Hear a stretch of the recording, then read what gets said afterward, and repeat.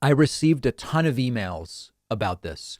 One of the most common requests for segments I've gotten over the last couple of weeks is from people who write in and say some version of, I have a Trumpist conspiracy theorist family member or friend or coworker. I don't know how to talk to them. I don't want to make anybody angry, but in some way, I feel the need to try to knock some sense into them, proverbially, not physically. And I don't even know where to start. And in the past, depending on the relationship with the person, I say, well, you have to decide. Your approach will depend on how aggressive you're willing to get. Are you willing to ruin this relationship?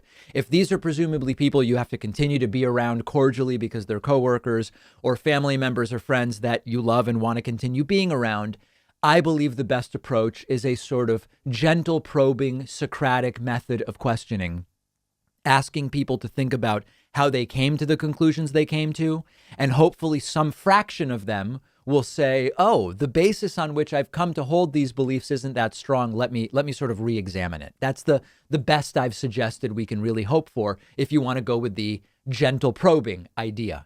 Charlie Wartzel wrote a really great opinion piece in the New York Times called How to Talk to Friends and Family Who Share Conspiracy Theories, which contains a lot of really important information. And I thought we would go over some of the basics. And I recognize that when I've talked about a Socratic method of questioning, one of the questions that comes up regularly is, what exactly are the types of questions that I should be asking? So let's start there. First of all, almost exclusively, the best place to start when someone shares a conspiracy theory on Facebook or in person at Thanksgiving or whatever the case may be is, where is the information coming from? Where did you learn that? How did you come to believe that thing that you just told me? This is useful because it opens the door to later asking, and how do you know that you can trust that source? How do you know the information is trustworthy? So it's useful for that reason. It's also useful because it helps you understand the sort of information environment. Where are some people getting this stuff? Some might be getting it from Facebook. Others may be hearing it at work. So that's very important. The next step, as I sort of alluded to, would be asking people how they've determined that the information is trustworthy. How have they determined that their source of information can be believed? What about it makes it believable? How would they know if it were not believable? These are generally relatively inoffensive questions that you can ask with a genuine curiosity to establish their system of belief. And they can get people to start, they can get the gears moving. How do you identify something that would be less believable? And a lot of this is not necessarily for you to understand their level of media literacy, although that is useful. But again, inject the idea that they need a process for thinking about, have I properly vetted and evaluated the conspiracy or the fake news that I'm sharing right now? And then maybe the hardest part is to really follow through on the assumption that if their conspiracy theory was real, then what other things would have to be real? And this one requires a little more knowledge and nuance.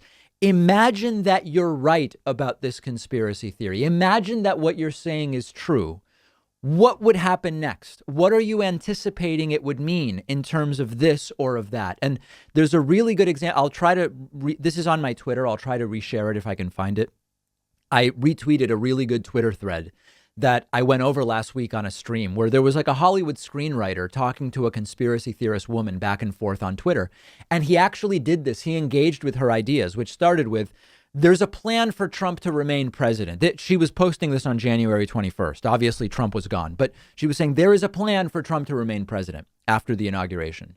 And this guy started asking specific questions. Okay, how will it be carried out? Through what mechanism will Trump be back in office and Biden be gone? Well, he's going to be arrested. Okay, what will he be arrested for? And eventually the woman came to the claim that Joe Biden had actually already died and been replaced with an imposter at some point in the past.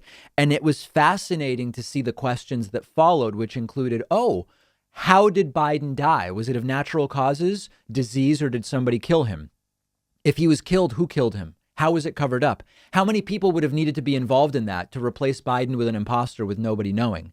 Why did they even need to kill him? Like, in other words, if Biden was going to steal the election either way, why do you need a fake Biden to steal the election from Donald Trump? Why not just have the real Biden steal the election from Donald Trump? And although this particular woman was clearly too far beyond reach, what was interesting was that it was a really good example of the types of questions that for some people can actually get them to say, maybe there's something about this that doesn't make sense. Really important. Last thought on this.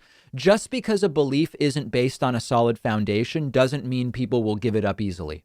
And remember that just because this idea, this system doesn't work on one person doesn't mean that it's the wrong method. We looked at that focus group with 12 Trumpists last week.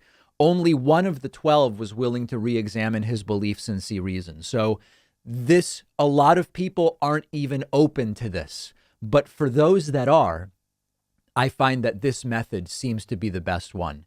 Let me know your thoughts. If you've had success with this method, let me know.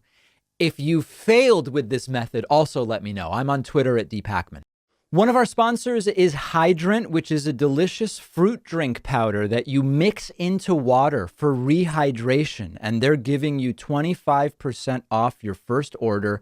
It's made with 4 key electrolytes that the body needs, powerfully supporting your hydration. Hydrant tastes great. It's made with real fruit juice. It's been a great part of my daily routine for a while now.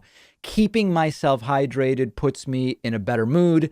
The body needs hydration for basic energy and focus, and Hydrant is the perfect way to rehydrate, especially because it's cost-effective and lower in sugar compared to all of those popular sports drinks that are out there.